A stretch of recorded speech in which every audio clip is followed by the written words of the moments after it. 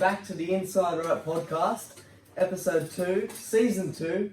Today I'm joined by John Beach. He's back. How are you feeling, John? Back. I'm bad. I'm ready. I'm a little bit angry after watching the worst performance certainly in the last 5 or 6 years I've seen by a Liverpool team. But no doubt we'll speak about that. But I'm good, mate. We're new year, new me, new you. You know? Yeah. So Sam's unavailable today, so I thought I'd bring you in. very happy to co-host with you today, mate. Very happy. Not only just on the Premier League, but World Cup too. How did you find that? Oh, look, I'm going to leave alone all the political stuff. Yeah. And I'm just going to talk about the football. Yeah. So putting that to one side, I thought it was sensational. I mean, I look, if I was pulling holes in it, I saw some empty seats and stuff at the final, and some things that I probably thought that they probably looked at themselves and we could do that better, perhaps. But in terms of the way it was executed, I wasn't there obviously this time, but by all accounts, apart from a few queues and stuff which you're going to put up with in any World Cup, especially with the density of people and size of space they had, but. Yeah, look, it was a fantastic tournament. I mean, you couldn't wait to the next game. There was surprises. There was that team. That was at Morocco this time. There's always that team. Mm-hmm. So Morocco was outstanding. I said, you got me on this show. Was it show number 4 or 5 or September? And I said that Argentina are going to win the World Cup. Yeah. And there's not going to be any conversation anymore about who the greatest of all time is. And I think that there is still a conversation to be had because, I think there's always the era comparison. Yeah. Is Maradona a better footballer than Messi? We'll never know, and no one's ever going to be able to give you a definitive answer on that. Yeah. If the older people are, the more they're going to say yes to that. Yeah. You've grown up with Messi, you're going to say it's Messi. Yeah. But I think in terms of the Ronaldo and Messi debate, that's over. Yeah. Ronaldo's retired. He might as well have, right? Let's face it, he's gone to play with the equivalent of the Sutherland Sharks. Yeah. And, good luck to him. He's obviously cashing out. He's getting a ridiculous amount of money to play for them and no doubt endorse their next bid. Yeah, they're doing a 2030 World Cup. Yeah, and again, I'm not going to use your show as a political platform, but I'm not too comfortable with Saudi getting a World Cup given their human rights record and stuff. Exactly. And the way they have. Again, we'll leave that today. I'm not going to go into that. But basically, World Cup was amazing. It's funny, you look at some teams like Belgium and just perennial failures, right? Yeah. And they just look at their team and they're just stacked. Yeah. Guys like Courtois, just play, you remember him in the Champions League final against us. Played like a possessed man, just can't get De Bruyne. They've just got talent all over the pitch, but just cannot pull it together internationally. Obviously, I think it's got to do with the team, and they probably need to leave Courtois or De Bruyne out of the squad. After that situation. After De Bruyne shake Courtois, or was it the other way around? I think it was the other way around. Yeah, Courtois. Someone did something they shouldn't have with Kevin De Bruyne's misses. So I don't think that sort of stuff's always going to derail a team. Look, fantastic World Cup. Belgium disappointing. Brazil were outstanding, but at the end of the day, they were probably one of the, what they made the semi-finals, right? Yeah, the quarter semi, something like that. Probably a fantastic, that was probably the result we expected from them. If they made the final, they'd walk away relatively happy with that, I think, and they'd be pissed off at the time, but I think relatively happy. England, flattered to deceive again, Classic England, find a way to lose. Find a way to lose. Have times where there's those moments, right, in games. Yeah. And particularly this is highlighted, I think, with internationals and international club football as well, where there's that moment, right? And England just don't seem to have those moments. Yeah. If they do, they seem to go, everyone remembers, if you think about England internationally, what's the one thing you remember above all else? Is the penalties they've missed. Yeah. And I'm not just talking about Harry Kane or Saka and Rashford in the last couple of years. Yeah. I'm talking, going back to guys like... even Gareth Southgate. Yeah, Gareth Southgate and guys like, David Batty and people like that who, unfortunately, there's something in the mindset of English football that needs to change, and I think it needs to start with... Because they play in the best league in the world, most of the players. Yeah. But there's something wrong I don't know what it is. What do you think? Well, do you think when David Beckham scored the free kick against Greece, that's a complete different moment, right? That's one of the moments I'm talking about. And Beckham then also converted a penalty to beat Argentina in the World Cup too. Do you reckon that was so important that unluckiness played a part in that? So they always seem to miss and cop at the last second, but because that went in, that it just seems so. Look, you know. You want to talk about England for a second? Yeah. Because I've got a bit to get off my chest here. Yeah, okay. So I've been watching England and supporting England, you know. I mean, hell, I was born there. You're half English. Yeah. Or quarter English, quarter Scottish. Something. And, you know, I've been watching England disappoint at major tournaments for my whole life. And I'm 50, right? Yeah. So it's been a long time. It's been a while. And, you know, we're banging about 1966 and, you know, all that kind of stuff. And that's great. It was obviously a home tournament. And, you know, there's a controversial goal against Germany. But they get the other goal to win 4-2, I guess. But the point is, since then, we've done nothing. We've had golden generations. I was in Africa. I was watching, the team had Don Terry, Frank Lampard, Steven Gerrard, Paul Scholes, Wayne Rooney. No, Beckham I don't think was in that team, but he might have just left. But they might have. I'm talking about in Africa, which was 2010. 2010, gotcha. yeah. Right. And I just remember the memory I have of that day was Wayne Rooney just standing there screaming at Steven Gerrard, like really just telling him how crap he was, you know. But he's not getting the ball, and I looked at it, I just saw an unhappy team, and I think back then there was, you know, you hear about it now, there was the Chelsea guys didn't speak to the Liverpool guys, didn't speak to the Man U guys, and I think, you know, I wouldn't tolerate that in any team that I coached, and I honestly think that, you know, I don't think it comes down to coaching, you know. I think Gareth Southgate has done well in tournaments because he's approached it very defensively, and he's, you know, he hasn't really, every time they come up against someone really good, they've lost, you know.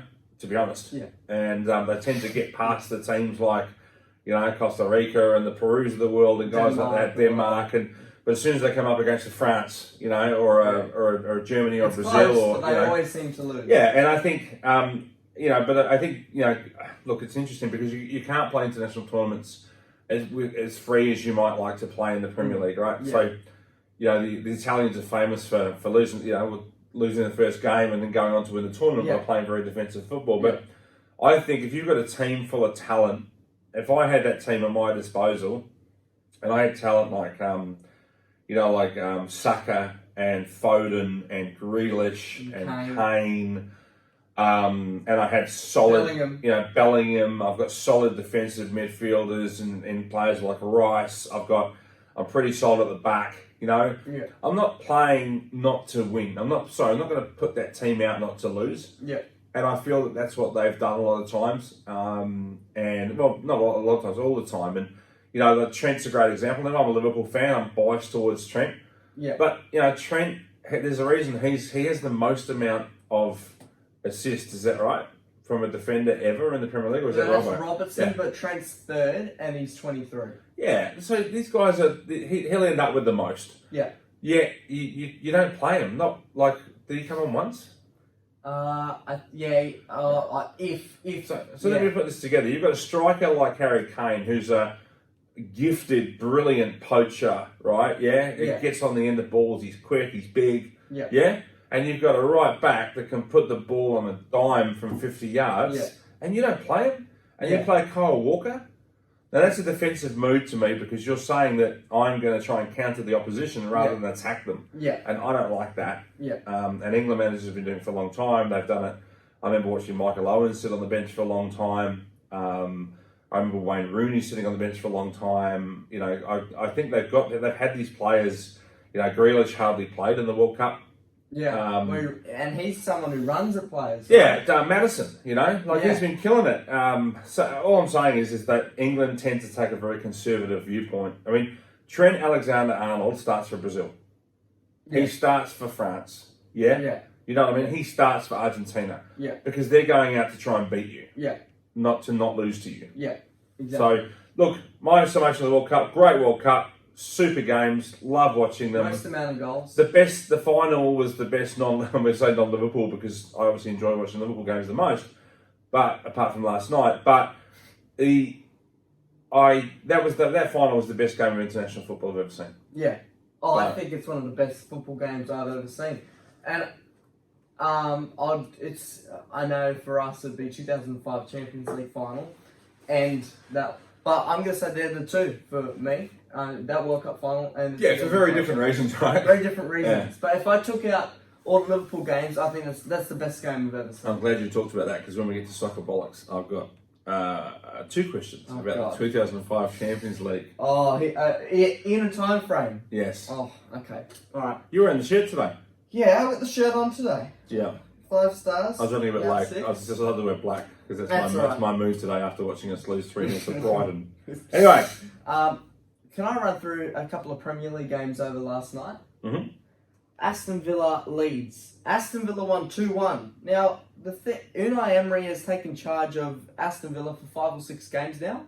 And out of the last 5 games, they've won 3, drawn 1, and lost 1. Which is very good considering what's happened before with Stevie G and Dean Smith, etc. How do you feel out of 10? We'll do out of 10 for these.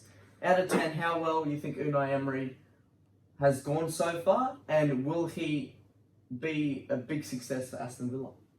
Look, Unai Emery, I've always thought was a great coach. And I think he was probably a little young when he got young in his level of maturity when he was at Arsenal. Yeah, all right. And I guess Arsenal are not a big club, but they're a big club in the English game, you know. And like he is Arsenal fans. No, well, I mean, they've won the Premier League plenty of times, and but they're not. They're probably going to win this season, but they're not in world football. Well, they haven't won Champions League. And to be recognised as a big club, I think you've got to win a combination of certainly got to win the Champions League. So, I guess. I think he's a great coach. He went. I mean, who was it? He wasn't Sevilla. It was Valencia. Who was he coaching? Who was that? We versed them in the semi-final last season. Villarreal. Yeah. So he went back to Spain. Semi-finals with Villarreal. Yeah, he's a very competent coach, right? So he's his teams come out organised. They're structured, and I think. That's one of the things you can see with with top coaches. You're seeing teams that are really playing well structurally. Yeah. Right. So like Brighton. Yeah. Like Brighton come in. Aston Villa. These sort of clubs, right? When they're bad, they're terrible. Yeah. Yeah. Let's be honest. Yeah. And but even Graham Potter had Brighton working well. But the point is that everyone knows what their job is. They're tight. They're compact. They play to a game plan, and when it comes off well. Yeah. And there's also they stick with players that they like. And Unai Emery's, he stuck with Ollie Watkins. I think started every single game. Yeah. He's put Danny Ings on the bench.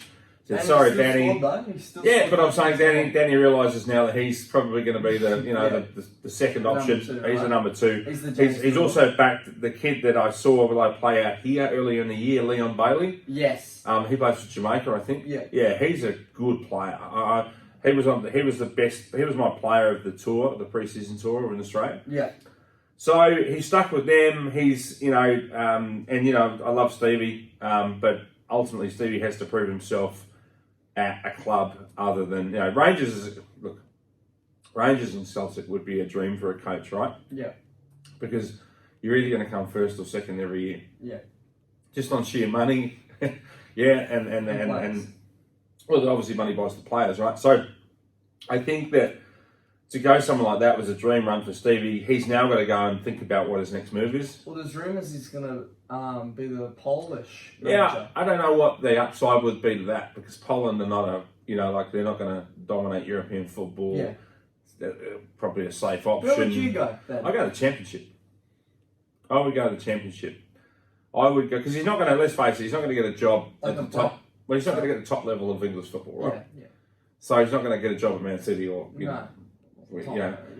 I guess you could put him in Jurgen Klopp's staff, but that's a pretty big come down for a manager to go and work now as assistant manager. Someone like Blackburn Rovers, I think, would be good for Stevie G. Sure, just somewhere in the Championship where he can actually prove his coach and also sort it out. Yeah, he's only been a coach for what 3 or 4, 5 years or 4 years or whatever it is. 5 years. So he needs to time to build his way of coaching, and and I think that the clubs that where you see that style of play, you know, like the clubs where you don't see that style of play, where you can't like Everton. What's Everton's style of play? Hope for the best. Yeah, we've got some good players. Yeah, knock it up to the kid, the blonde kid looks like the Backstreet Boy out front, and do your best. You know. Yeah. I just don't think that Frank's a good example of I'm sure you'll talk later about him, but I think he's a guy who does not necessarily have a developed way that he wants his teams to play. Yeah. And I don't think coaches, generally speaking, get better as they get older. Yeah. There are some exceptions to that. Obviously, Scaloni, I should say. But realistically, coaching. If you're minus Scaloni and Mikel Arteta, I 100% agree with you. Yeah, and absolutely. But if you look at the Ancelotti's, players like Hiddink, guys that the Dutch guy, what's his name, Van Gaal. These guys are they're very mature, established managers. Yeah. So, I forgot what your original question was. But no, I was just asking about Aston Villa in particular. But I think Emery's done a great job. He's in the next stage of his coaching when I think he's just really starting to understand who he is and how he wants his teams to play. Yeah. He's chosen his team. It's like the guy that's come in at Brighton. Like he's not putting Trossard scored a hat trick against us in the first time they played us, destroyed us. He's pissed off the manager this time around for his attitude, and he's been dropped. Yeah. They still beat us 3-0. Yeah, exactly. They got convictions, and they stick to them about how they tolerate player behaviour, the culture they want in the club, and the way that they want to play football. Yeah. All right. And I respect that. To go through a few more clubs and an update on them, Jesse Marsh's Leeds, right? Do you like Jesse Marsh as a coach? Because I personally do. I think he's a pretty good coach. And but his personality is very demanding for a team which doesn't have the ability he wants them to play out. I think. If you gave him a Tottenham team, I think they'll do really well. But he doesn't have Tottenham, he's got Leeds players. Yeah, I don't know, man. I don't know. His last 5 games have been 3 losses and 2 draws. Jesse Marsh. Look, I think what was that American TV show with Ted Lasso? Ted Lasso. I think the worst thing that happened to Jesse Marsh was Ted Lasso. But look, I don't think Jesse Marsh at this point in his coaching career has got what it takes to be a Premier League coach. Wow. I don't think he's more of a coach. Like, that's what's happening these days too, right? It's just at the Bundesliga for a while. Yeah, but I'm just saying at this point of his life, okay. He's a young guy, relatively speaking, in coaching terms. Yeah. I'm going to talk about his in your front. Sure. They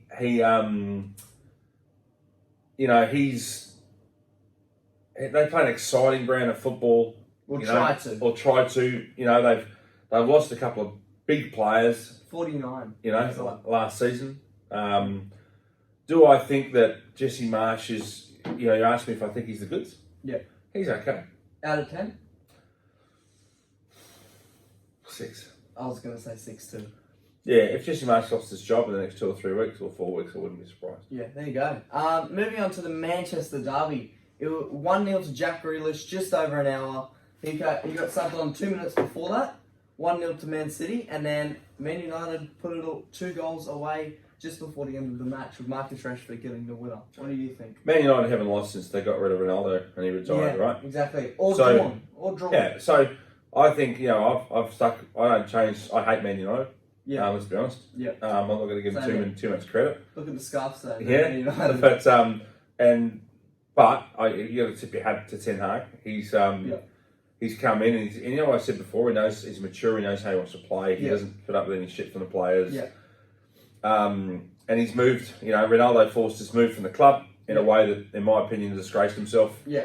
He then went on to disgrace himself. With another money transfer, right? It's just people are going to look back on Ronaldo and they're not going to remember all the good things. They're going to remember what a twat he made of himself at the end of his career. So, but to Ten Hag's credit, he's gone and I'm not putting up with that. Yeah, he's gone, and this is the guys I'm backing. Obviously, he's had a positive. And I said to you when Ronaldo came, what did I say to you when Ronaldo came back to United? I said, what's going to happen in that club? Well, God, I agree with you on this. Manchester United as a football club is going to really struggle to the point where he's going to get kicked out.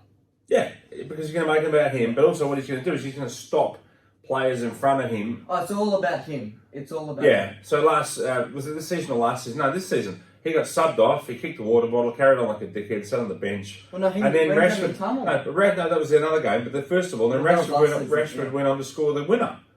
Yeah. And he's still carrying on like a pork chop. Yeah. Your team's just won the game, mate. Yeah. Okay, you know what I mean? It's not about you. It's never, a team sport is never about an individual. It's like when he broke the Everton fans' phone. Yeah, look, he's getting we're not here to bash Ronaldo, but we're here to talk about how good Man United are going, and they're going very well. I'm not sure. Look at this whole centre back thing seems to have worked for him. I think Maguire's a donkey, as you know. No, he doesn't play Maguire. I know he's putting Luke Shaw in at centre back. Yeah. Which is a little controversial, given Shaw's one of the shortest guys probably getting around. Well, he's taller than Lisandro Martinez. Yeah, but he's not exactly, he's not playing in the NBA anytime soon, is he? No. So I guess the point is, Man United, they're sick of their teams. Rashford's on fire. Ten Hag's got them drilled. He's got them behaving. He's got rid of. Rashford's completely like. Martial's by all accounts playing well. Exactly. So good luck to them. They're probably, they probably come right at a team that's come right at a time that's bad for Liverpool, right? But because you look at those top four now and you go City and Arsenal, you're probably going to lock them away with a couple of places. Yeah. Who are the other two places? United, and then it's a toss-up between Newcastle. We could see a controversial one though. We could see, because I'm looking at the table, you could see a Fulham, or if we go really bad, you could see a Fulham, a Brighton, or a Brentford get that fourth place. Wow. Or Tottenham. Imagine Brentford in the Champions League. I'd support them. Thomas Frank, number 10. Well, and he's a great example of a coach who knows he's got cattle that have limitations, right? Yeah. But he gets the very best out of his squad because they play a beautiful way of football. He's got a very talented striker up front, and they deliver and they just do their job. Yeah, exactly. Yeah. There you go. And he's a manager I can see going on and coaching somewhere like a bigger club in the future. Like if Thomas Frank ended up at Leeds or someone like that, and then with respect to Brentford, Leeds are a much bigger club than them. Yeah. And I can see him moving on. Yeah. Somewhere like that. Well, Brentford won 2-0 this morning to Bournemouth at home. Pep Guardiola. Before we get to Man City, Eric Ten Hag out of 10 for the future. Well, so far his performance or for the future? No, for the future. How well is he going to go on a scale of 1 to 10? 10 being Jurgen Klopp won the whole set collection of trophies. 5 probably meaning 1 or 2 trophies. I don't know. Oh, look, he's probably going to go about 8.5, yeah. I go 9. Yeah, look, I think he's going to win. I mean, I don't know. It depends. Do I think that they're, like, if you put United up, in the Champions League semi-final at the moment, how would I rate their chances against Bayern or against someone like that? Then I don't know. But look, he's got a good team of young players. Yeah. They've got money. Yeah. Now they've got an owner problem, so I think that at some stage that team they'll probably ownership will transition, or part of it will. Yeah. And then they'll, they have. I guess my point is they're going to go well. Yeah. Sort the owners out, throw in a bit more money, they'll probably go very well. Yeah. As much as I hate to say it. All right, Manchester City. How do you see the rest of their season playing out? Let's talk about Pep Guardiola. Then I want to talk about Erling Haaland as a player. So Pep Guardiola, how are we seeing City and him going? Look, Guardiola's the best coach in the world. Yeah. And I love Jurgen Klopp, but Pep Guardiola's the best coach in the world. Okay. But he's coached the best, through his whole career. With respect to Pep, he's coached. I could tell you the best starting lineup at Barcelona, the best starting lineup at Bayern, the best starting lineup at City with $31 billion to spend. Yep. Right? And Klopp's done it with no money. Right? He's came from the second division in Germany, got that team to the Bundesliga, went to Dortmund, Champions League final. Okay. Let's not split hairs. Let's say that Jurgen, and I agree with you. I think Klopp's a better manager than Guardiola. Yeah, I don't think Klopp would know what to do with a lot of money. There you go. I think he's always coached those teams like Dortmund, guys that haven't had the kind of money that the big guys have had. How do you describe our situation now then? Can we get to that in a Yeah, second? sorry, We're here yeah. to talk about Pep. Okay. Look, I think Pep, a great coach. Yeah. You know, I sense that City are going to go. I said to you, City are going to go through a bit of a bad patch. Remember? Yeah. And I think that's going to happen. Now, it might only be 2 or 3 or 4 games because the talent pool they've got is ridiculous. Yeah. Their bench every week would start most games for most Premier League clubs, right? Exactly. So they'll come right. They'll probably finish second. Yeah. And there you go. Erling Haaland, give us a prediction on how many goals he's going to get in the Premier League. Probably get 30 or 35 goals in the Premier League. 35 is a record breaker. Yeah. I've said 39. Yeah, look, I think he went off with a massive hiss and a roar. The World Cup probably came at the worst possible time for City as a club. They were flying. You'd wake up on a Sunday morning and look at the results, and Haaland had scored another 2 or 3 goals every week. Yeah. And then bang, there was the World Cup, and obviously with his heritage, he didn't get to feature. So, I think he'll get 30, 35 goals. I think it's a bit like Salah in his breakout year, when like, a lot of guys will figure out, like, he's a bit of a bully. Like, I watched some footage of him the other day bullying a centre back, and I can't remember who it was. Was that Everton game? It might have been, and I thought guys will work that out. Like, they'll work him out. They'll know what buttons to push. They'll start to understand what runs he makes. Yeah. And a bit like Sully. And I remember Sully was making those runs down the right hand side. It was the left foot shimmy. Yeah. It was the left foot shimmy. He scored that insane goal against the City. And Chelsea, it was that was the year we won was that the year? Yeah, it was the year. Yeah, the one he scored against Chelsea was the year we won the Premier League. 3 years ago, right? Yeah. Yeah. Guess what I'm saying is that a player comes in and they kill it, and then what happens is that everyone has the opportunity to look at the video footage and go, I can work this guy out. Yeah. His first movement is always to the left. Yeah. He's always looking over his right shoulder, which means he's going to go that, So, and I think that's a testament to someone like Messi's genius, because no one's ever been able to work him out, right? Yeah. And if they can work him out, he can still do it to them. So, but I think that, so I think that Erling he'll score a record number of goals this year. I think he'll probably get more than 30, considering he's at how many right now? He's 21 and it's halfway through. Yeah. He's probably going to get more than 30 goals. Yeah. I said 30 to 35. Yeah. But as the season goes on, he might find it harder. There you go. Let's move on to Steve Cooper's job at Nottingham Forest. Mm-hmm. He beat Leicester this morning 2-0 at home. You said, we'll get to this later, but one of the players you said last time that would get sacked, one of the 3 was Steve Cooper. And 2 weeks later, he signed a contract till 2025. Well, I guess it's all, for me, it's about, like, as Meatloaf said, 2 out of 3 ain't bad. And I said that Bruno Lage and Ralph Hasenhüttl, or whatever his name is, would be also sacked. So I predicted 66% of them right. Yeah. And I got it wrong with Steve Cooper. And I guess, hats off to them. What are they running, like 9th? 13th. Or, not, We're 9th. Yeah, sorry. Don't want to talk about that. Yeah. Nottingham Forest, again, he's got them playing. I mean, he's also the most English person I've ever seen in my life. He is. I love him. We look at him and you just think, that's England, right? Yeah, that's England. But, no, look, he's got them going well. And, they're just happy to be there, let's face it. You know what I mean? They're playing. Not only that, they're playing well. Yeah, because in some games, right? Which is amazing, considering they bought like 20-odd players 21. At the start of the season. So, you know what? They're going to have a run. They're going well. Good luck to them. Do I expect them to be a long-term member of the Premier League? No. No, but do you think they'll stay up this season?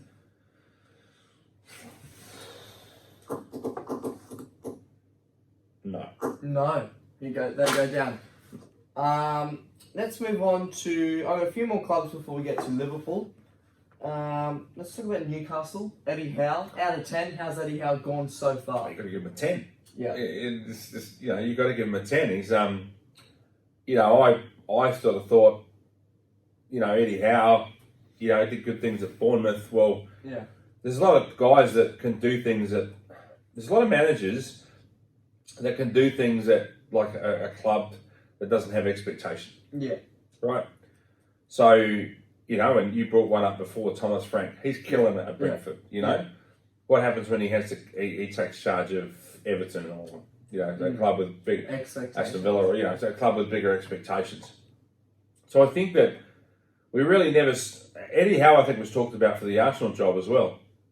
He was offered the Celtic job beforehand. Did you know that? Yeah, but he said no.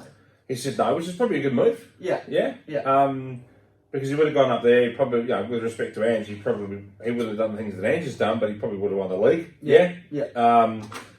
So he was waiting for the right opportunity. What's been interesting about the Newcastle takeover is what we haven't seen is this ridiculous splashing of money.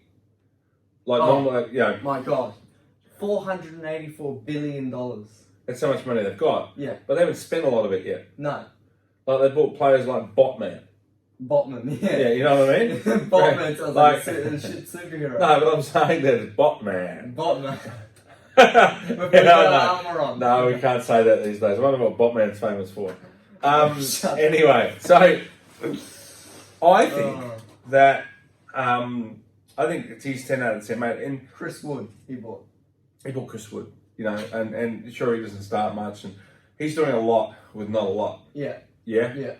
He's got a couple of these players. It'll be interesting to see in the years to come, and time will tell as Almiron and Gamares as to how really good they are. Yeah. Yeah, or whether they're just lighting up under certain players. But he's surprised me because he's now shown that he can coach at a club, a big club. Level. And at Newcastle, you're a big club. And remember, I took you to St James's Park, and I said, "There's only one place I want you to see other than Anfield." And when it came to stadiums, and it was St James's Park. They're a big club, mate. Yeah.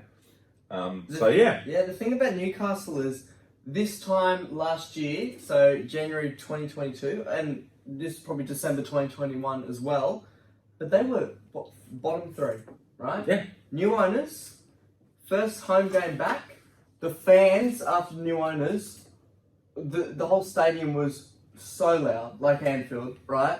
And something just clicked. They started winning games, they got a bit of momentum. They finished, I think it was middle of the table at the end of last season. St. Maximin got injured. And then this season, they're just shifting for the gears and winning games. Yeah, mate, they're playing as a team because is St. Maximin in the team at the moment? I haven't seen him play in ages. No, I'm not sure where. And he's a good example of a player who's ridiculously talented to play for himself. Yeah. Yeah, in my opinion. But the container is pretty good. Yeah, I just think they're doing. They're killing it. Eddie Howe, tip my hat. Well done. Away the lads. Yeah. Sorry, what did you just say? I said away the lads. Away the lads. Okay. Well, my Geordie accent's pretty bad, but that's what's that's encouragement in Geordie language. All right.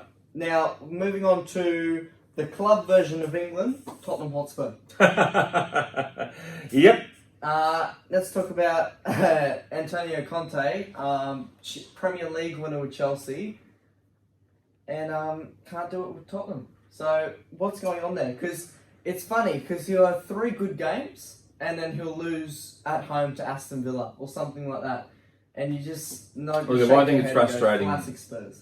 Whereas if I think it's frustrating watching Liverpool, I can only imagine what it's like watching being a Spurs fan. Because I mean, Spurs haven't won anything since 1982, right, or 1983, or whenever it was. Something like that. Yeah, have you had Sanjay on the podcast? I haven't had Sanjay on yet, no. A friend of ours that's a huge Spurs fan. Yeah. He'll probably tell you he won the Intertoto Cup and pre-season or whatever. The Audi Cup in 2020. Yeah. But for me, look, I don't know. Like, it seems to me to be a bit of a poison chalice, the coaching job at Spurs. You look at Jose Mourinho. The only place he hasn't won a trophy is Spurs. Yeah, and the guy, the Portuguese guy that came from Wolves. What was his name? Nuno, was it? Yeah. I guess I know that Levy's a hard guy to work for. Yeah, the owner. Okay. Yeah. The chairman. I don't know what ownership stake he's got. They seem to. They seem to buy okay players, right? Like, guys like Rick Charlson, who, unbelievable. Kulusevski's been very good when he's played. Son's been off his game terribly. He's blaming it on his mask. He says Yeah, it's funny because masks normally make superheroes better, right? Yeah. But only if you're Botman. Harry Kane, Botman. Harry Kane's a confusing individual for me. Really? Well, look, if you say who are the top, who's been the top striker in England for the last 5 years? Harry Kane. You can't argue with that, right? Yeah. it surprises. It really surprises me he stays at Spurs. Oh, he should have left ages ago though. When they lost the Champions League final, the season after that, because sometimes clubs lose the final, then go on to win it previously. But after that hasn't happened, you got to get out of that club. Go to Bayern, go to City, go somewhere where you are definitely going to win a trophy. But he's only 28 years old. Yeah, well, that's why I'm still. I mean, for me, like, you know, you look at let's look at some of his teammates. Yeah, so Gareth Bale. Gareth Bale leaves Spurs. Oh, yeah. Ultimately, it didn't end particularly well.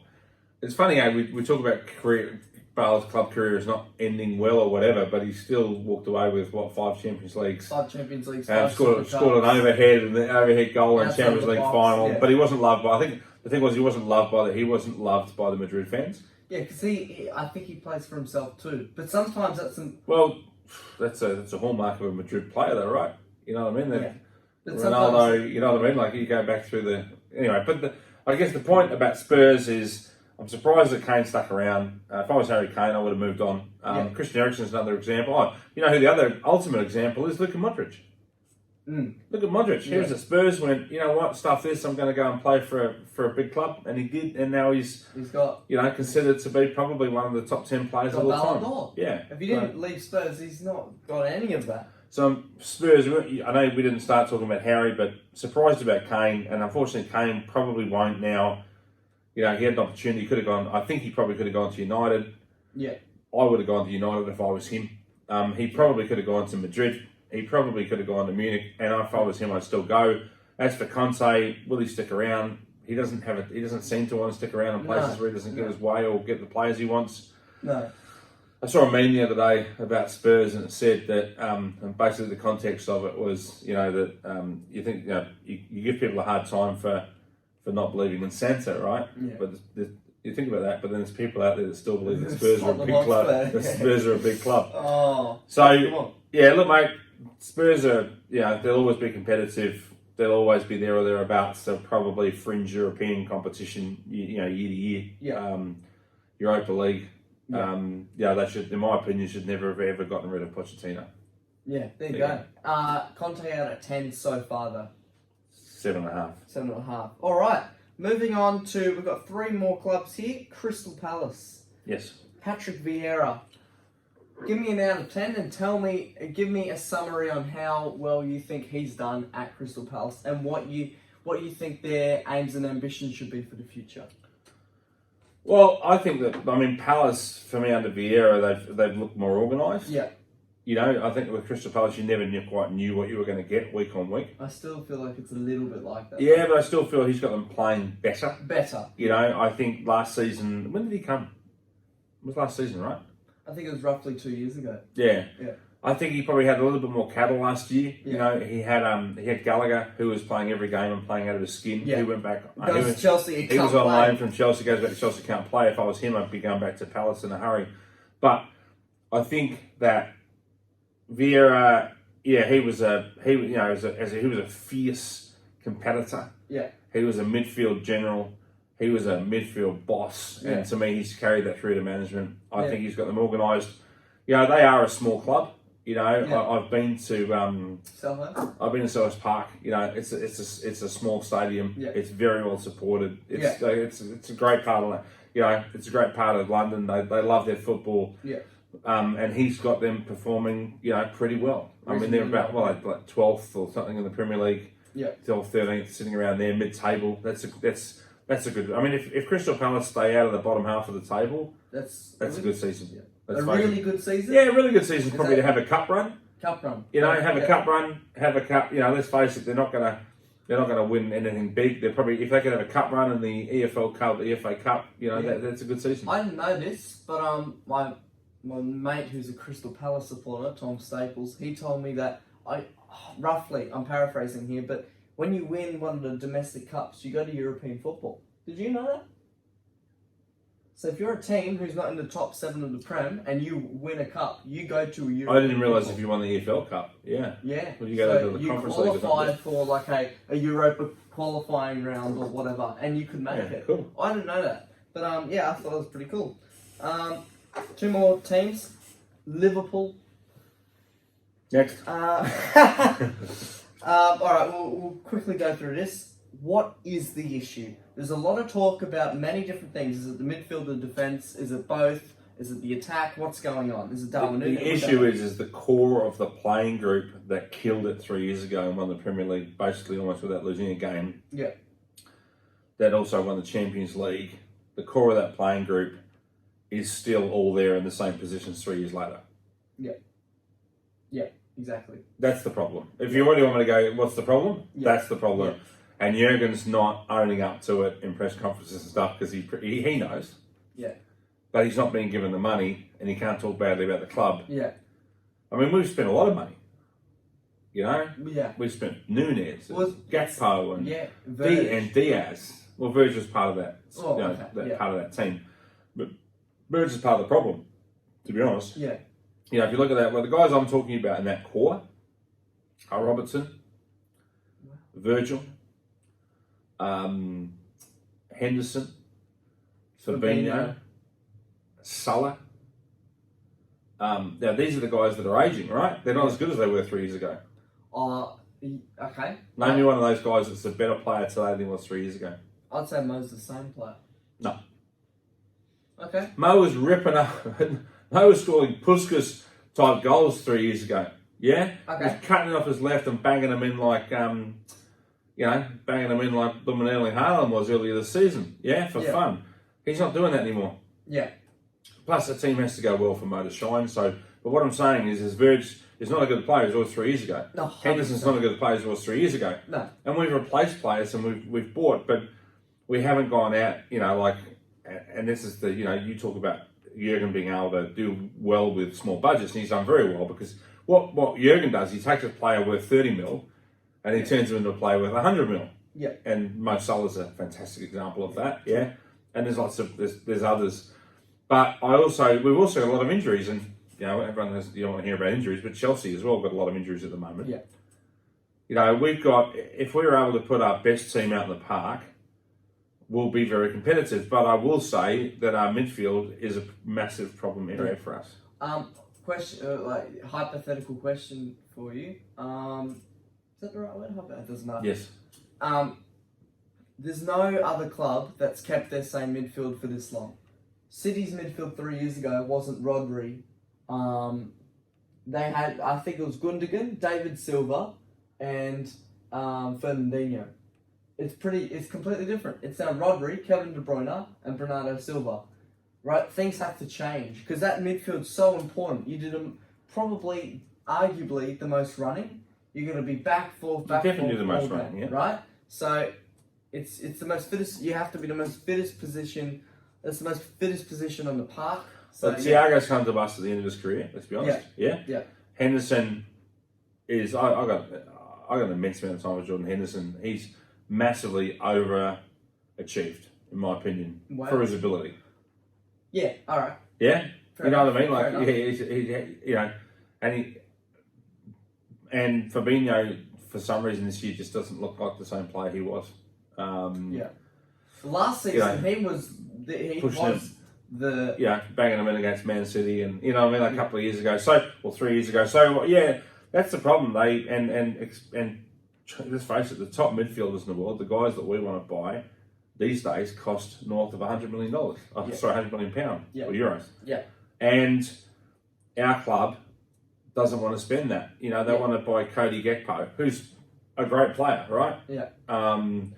Played well for Holland, playing well in the Eredivisie. Yeah. But we want to buy that guy. Yeah. And that's the FSG model. And that's the problem. Yeah, there you go. I forgot about Chelsea Football Club. Let's quickly talk about them. They bought João Cancelo on a 6-month loan, but without a buy option. There's no buy option there. Is that a smart thing to do?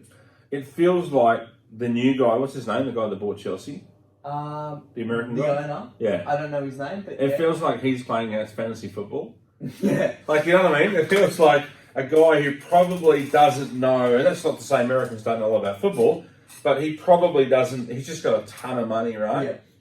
And he's going out and buying, like I saw another meme the other day that said Kabai, yeah? Yeah. He should have said Kabai should have stayed in the Serie A where we just assumed he was good. You know what I mean?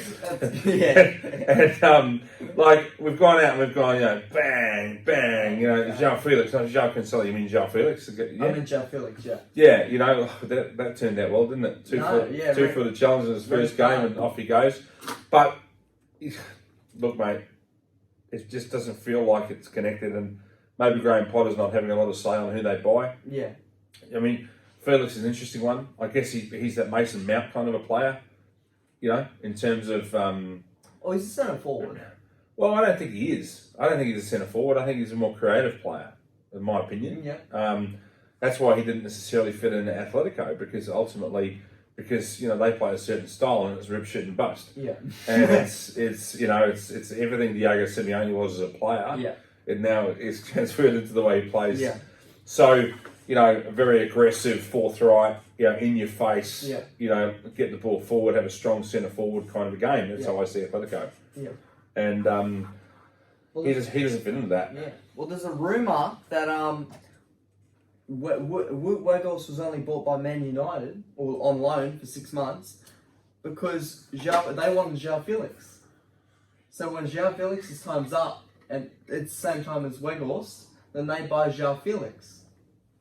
Because they want him, right? I don't know whether he's got the physicality to make it in the Premier League. João? Yeah. Okay. He strikes me as a bit of a soft. Okay. He's a very good player. He plays for Simeone's team, so he's just got a red card on his debut. Yeah, but I'm saying I just don't know whether he's got... I hope he proves me wrong. Yeah. I'm just saying I don't think he's got it. Yeah. In terms of... He's a very talented individual, no doubt about it. Yeah. Would he... I could see him fitting in somewhere at United, because Eriksen is that... Eriksen's a creative midfielder, right? Yeah. Is that how you see him? Yeah. I see him like I see him like that when he was at United. I see him like playing for Denmark. Obviously after the incident, he hasn't been probably the same player in terms of at that level. Yeah. But it's totally understandable. But I see the United doesn't have a 10. No. Yeah. Yeah. They got Bruno Fernandes. No, but he's, I don't know, is he more of an 8? Well, he's a shit man's Trent in the midfield. No. He's, look, Fernandes is a fantastic player. Well, he's the captain. He's a fantastic player. But I don't know whether, we're talking about genuine creative players. Yeah. I don't know. Look, that's how I see it. Maybe I've got it wrong, but you ask me a question, I'll answer it. Okay, Graham Potter's future will he stay? No. No. No. How long? Actually, can we leave that for when I ask you the manager thing? Last club I want to talk about, Arsenal Football Club. Flying. The 747 of the Premier League. The 747 of the Premier League. Yep. Okay. Yes, Arsenal Football Club, shifting through the gears, a bit like Newcastle, but doing it a bit better. You haven't seen All or Nothing yet, Arsenal. No. Oh, so good. This season makes so much more sense if you watch that. Yeah, on fire. Gabriel Jesus is out with a broken leg too, which is their signing, who was supposed to be their goal scorer. But they just slot straight in. Nketiah, Martinelli, Saka. Youngest squad on average age. Yeah, they're on fire. I think they are Liverpool 4 years ago. Tell me why they're not. Tell me why they're not Liverpool 4 years ago. Because you know what? We see Robbo a certain way, Fabinho, but 4 years ago, they weren't seen as good as they were now. Right? Yeah, I take your point. I don't know that... If Mikel stays, I stand by my point 100%. They're on fire. Yeah. Yeah? Yeah. I thought they ran out of steam. And maybe they still will. But at this point in time, they're just killing it. Well, mentality monsters, right? There's no team There's no team that's had the lead they did after Christmas, and blew the Premier League title. No, Liverpool 3 times. No, true. Really? Liverpool 3 times. And we've lost at the City. Okay. I promise you. Mikel Arteta, obviously that's a 10 so far. Oh, yeah, absolutely. And considering they almost sacked him a couple of years ago, right? Yeah, he was getting booed, and but that's he had the big blue with Grant Xhaka and all that kind of stuff. So, and now Xhaka's, look at the player he's still going to be. Yeah. Rich man Jordan Henderson. Arsenal, it's just outstanding. And In the next 3 years, what trophies do they win, John? Every chance to win the Premier League this year. Yeah. Particularly with City not being at their best, us not being at the best. Yeah. It's hard to see Arsenal Newcastle going on. I love it watching. You said that about Arsenal. I love it. I love what they're doing. They just don't have the talent. Yeah.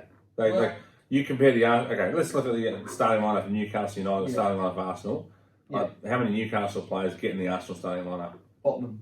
Yeah, but no, seriously. No, okay, probably. Almiron. No, I'd say Bruno Guimaraes. I don't think Almiron would make it. There you go. So that's what I'm saying. I think you can always.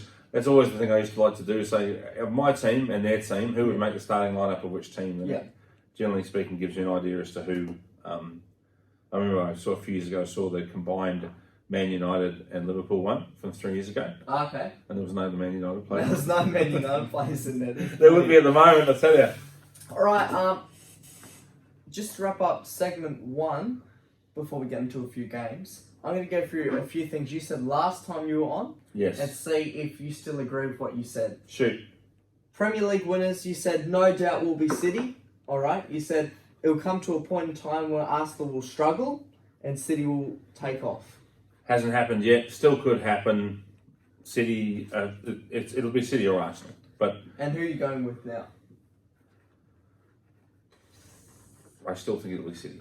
Wow. Still think it'll be City. I still think Arsenal are going to get They're going to, at some stage they're going to go, holy crap, it's March, we're ahead, and they're going to get the yips. Wow. All right. If they don't, Mikel Arteta's a genius. A lot of young players. Okay. UCL winner. You said Liverpool. You said at this stage. No, but at this stage we were not going well at all, right? And you said very different style of play, Champions League. It is. Yeah. It's a game of chess, right? And it's over 2 legs. Yeah.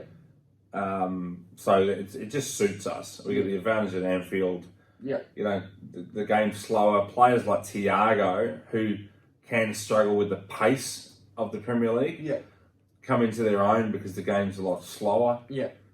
So it also, so if you're asking me if we can still win the Champions League, the answer is absolutely. Yeah. Yeah. Who's your winner?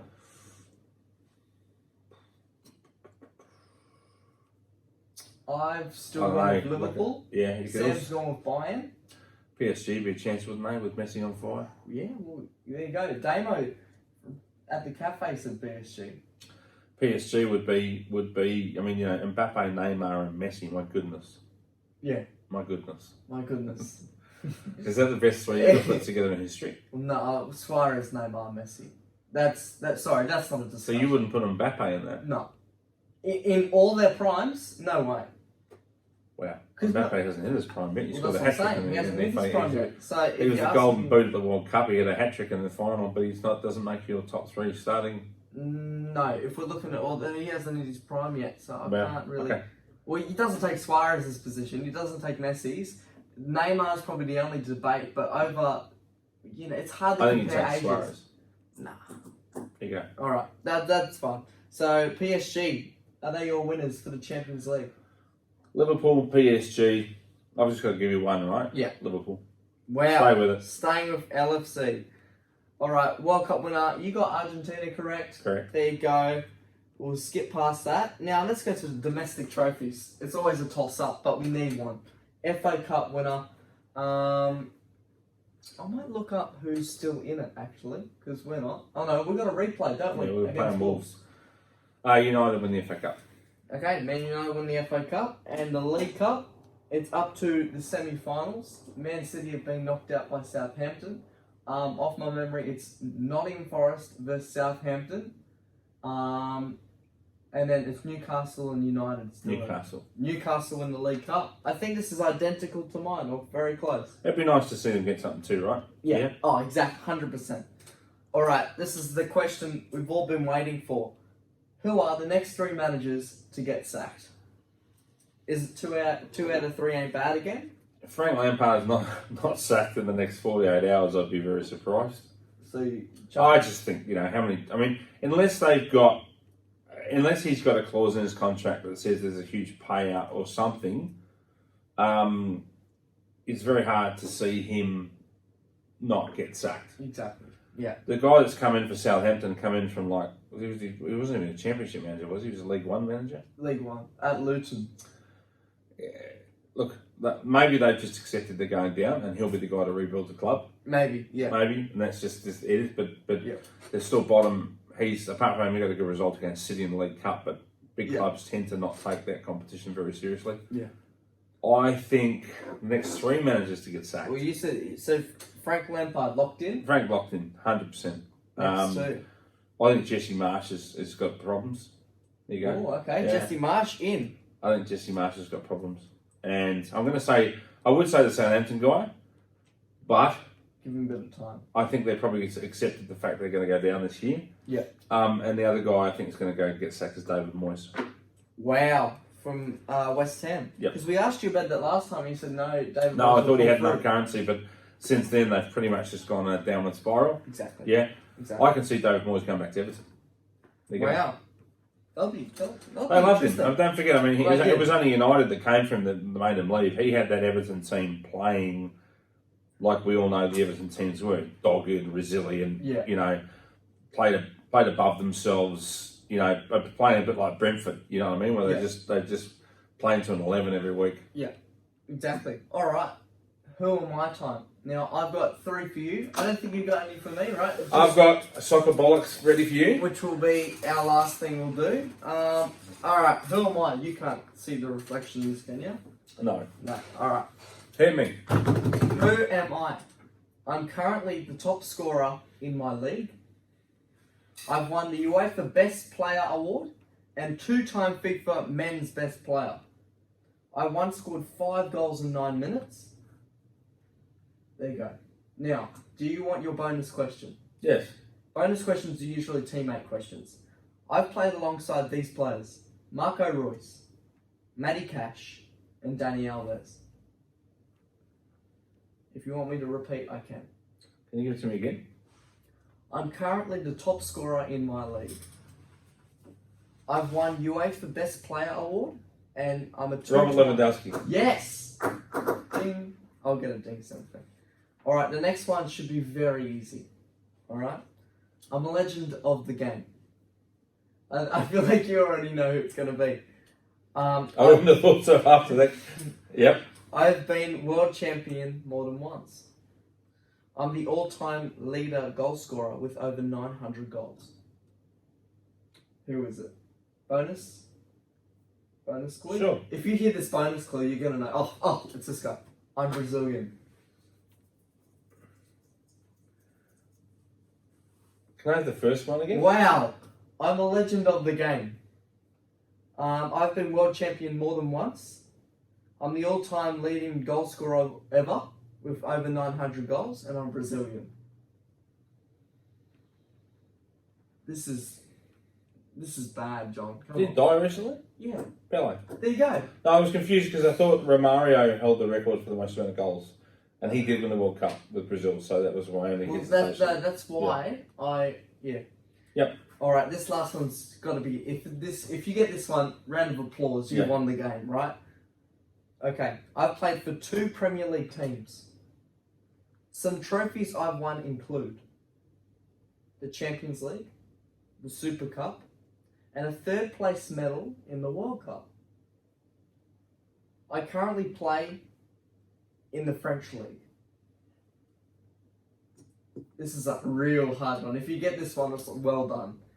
Bonus question is, some teammates I've played alongside: Alexander Lacazette, Ivan Perisic, and Luke Shaw. I can repeat. Any bonus question? That was the bonus question. I've played for 2 Premier League teams. I've won the Champions League, the Super Cup. These are just 3 trophies I've won. Champions League, Super Cup, 3rd place medal in in the World Cup. I currently play in France. Yes. Do you want the team he plays for in France? Yeah. Lyon. I know who it is. Who?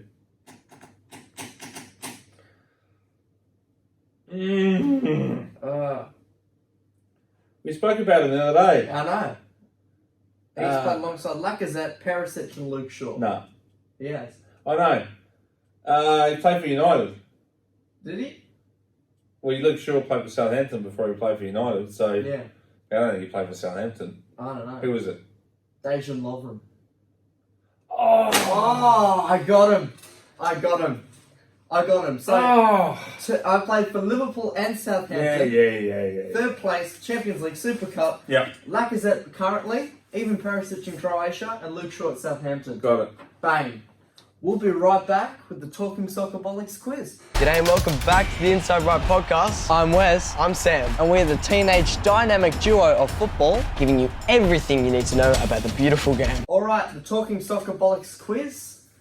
Can we use your phone as a timer, if that's alright? We can. 1 minute timer. Is that what the go? I've got quite long questions.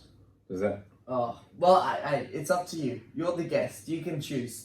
If I don't have a timer for mine, that's fine. I'm happy for a minute and a half because you'll need them with mine. Okay, long questions. Yep. We'll check the timer on. Do you want to go first? I'd like to answer your questions first. Alright. And I'll just say, the last time I was on here, there was a massive setup. They were the hardest questions. I've listened to just about every episode of Inside Right, in season 1 in particular, and I never saw anyone get asked questions like I got These asked. are the hardest questions you will get. Correct. These are the hardest ones I've ever written. Yeah, and I'm known for my hard questions. So you just write them because I'm here. Yeah, exactly. So I get a 3. If you get 2 out of 10, yeah, you'll well be done. surprised. That's Dejan Lovren, All right? That's your Hit me. bottom. Hit me with your best shot. Alright. Here we go. Who won the 2006 Ballon d'Or? You can pass. Ronaldo. No. Who won the last Asian Cup? Japan. Which Dortmund player scored a hat-trick in his first game back after having cancer? Stefan Heller. Sure. Who has the most assists in the Premier League so far? Robertson. No. Who wears number 20 for Liverpool? Bajic. No. What is West Ham's shirt sponsor? Bet365. Close. How many goals does Ivan Toney have in the Prem so far? 16. No. Name one team still standing in the League Cup. Southampton. Yes. What nationality is Brad Jones? American. Australian. Yeah, okay, I'll allow that. Yeah, sorry. Who is the GOAT? Messi. Yeah. Alright, back to the start. 2006 Ballon d'Or? Messi. No. Who won the last Asian Cup? Korea. Leading assists in the Premier League? Leading assists in the Premier League, probably someone at the top of it. Kevin De Bruyne. Yes. So that's 4 out of 10. Alright? What'd they get wrong? Let's go through what you got wrong. Here's Yep. your phone. Alright, Fabio Cannavaro won the 2006 Ballon d'Or. There you go. Qatar won the last Asian Cup. Unbelievable. You got Sebastian Haller correct. Pronunciation a little off, but that's alright. Kevin De Bruyne, yes. Jota wears number 20 for Liverpool. Who did you say? Bajic. Bajic. The young guy that used to play with his Oh, dad. Bajic. Yeah. That's it. Betway is West Ham shirt sponsor. Yeah. Ivan Toney's got 12 goals. You got the League Cup question correct. Brad Jones is Australian. That's correct. Gives me 5, doesn't it? Shit. And then Lionel Messi is the GOAT. Well So I got 5 or 6 right. Did you? Yeah. 1, 2, 3, 4. You did. My mistake. That's 5 out of 10. Now, if you get 5 of my questions right, I'm going to give you 2.5 minutes. Alright, 2.5 I'm minutes. going to give you 2.5 Do I minutes. get a- You don't There's no get. prize or anything if I get No, over there's no 5. prize. Alright. Just be surprised if you get more than 2. I'll put my questions down. You are the walking encyclopedia of football in our family The now. footballing archive. The footballing archive.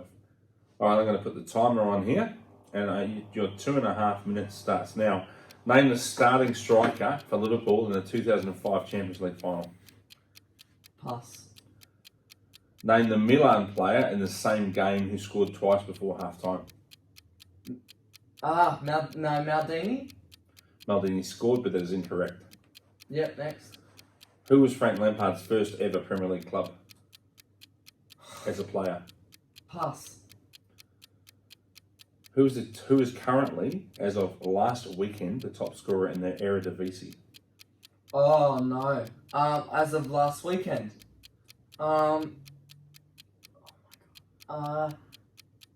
Bergwijn. Incorrect. Name the countries that Jesse Marsh played in professionally as a player. America. Is how many? Can I name one or how many? I'll give you that. That's one. Okay. Neymar came through the same club academy as Coutinho, Pele, and Pepe. Which club was that? Santos. Correct. Which World Cup did Zidane get sent off in the final? 2006. Name 2 countries that Graham Arnold played in professionally. Oh my god. Australia. No, apart from Australia. Oh, sorry. come on. No, it's apart from Australia. Okay, Japan. Correct. India. Incorrect. Okay. How many times has Pep won the Premier League as manager? 4. Correct. Which 2 Liverpool players played together in the Serie A in the same team in the 16-17 season? Oh my, that's horrible. That's a terrible question. Under time, this is harsh, eh? Because I can't think about this. Yeah. Alright, let's go back to what you passed on. Okay, you passed. Who was the starting striker for Liverpool in the 2005 Champions League final? I can't think of that centre forward position. Who was Frank Lampard's first Premier League club? I've got to say something. I think stick with Chelsea. Incorrect. Next. Sorry, you go back to the start. Who was the starting striker for Liverpool in the 2005 Champions League final? Stop, you're done. Okay, so you got, from what I can see, let's go through these. Now, he came on and scored the penalty. The starting striker for Liverpool in the 2005 Champions League final was Milan Ballaš. I wouldn't have got that. Yes, that's incorrect. The Milan player that scored twice before half-time was the Argentine Hernan Crespo. Okay, there you go. I knew... Yeah. Frank Lampard's first Premier League, he came to the West Ham Academy, man. Come on. He was one of the famous guys out of West Ham. Under time, I can't think. The top scorer in the Eredivisie is currently Gakpo. Oh, yes, with 9 goals. Gotcha. He's now playing in the Premier League. Name the countries that Jesse Marsh played in professionally. I was hoping to get you on that. It was only America. Yeah. Neymar came through with Santos. You got that correct. That's 1 correct. And you got Jesse Marsh correct. What World Cup does Zidane? You got that correct. That was 2006 in Germany. Graham Arnold played in Belgium, Japan, and Holland. Oh, really? Yeah. Wow. Yep, professionally, unbelievably. He was a good mate. He was a good striker. Yeah. He was a very good striker. So you're at 3 at this point. Pep won the Premier League 4 times. You're correct. 4. And you're going to kick yourself when you understand this. Which 2 Liverpool players played together in the Serie A in the 16-17 season? I'm going to give you a clue now. It was Roma. Oh my god. Alisson Becker and Mo Salah. Yes. Alisson Becker and Mo Salah. There you go. So we both got 4 out of Both 10. got 4. We both tried our hardest I can't believe to that. beat each other up. And how bad. And how... God, that was tricky. How good. That was Under really pressure. tricky. That was a Freddie Mercury moment. Thank you very much for being on this season's this episode in particular. Pleased to be back on season 2. You're doing great work here with Sam. I see Sam's Man United. I thought of all the days that Sam would have wanted to turn up to talk to me. It would have been today. Exactly. He could have lorded it over me. Sorry, Sam, you missed out, buddy. You'll listen back to this and you get your scarves there. We miss you, Sam. But I was delighted to help with today. Thank you.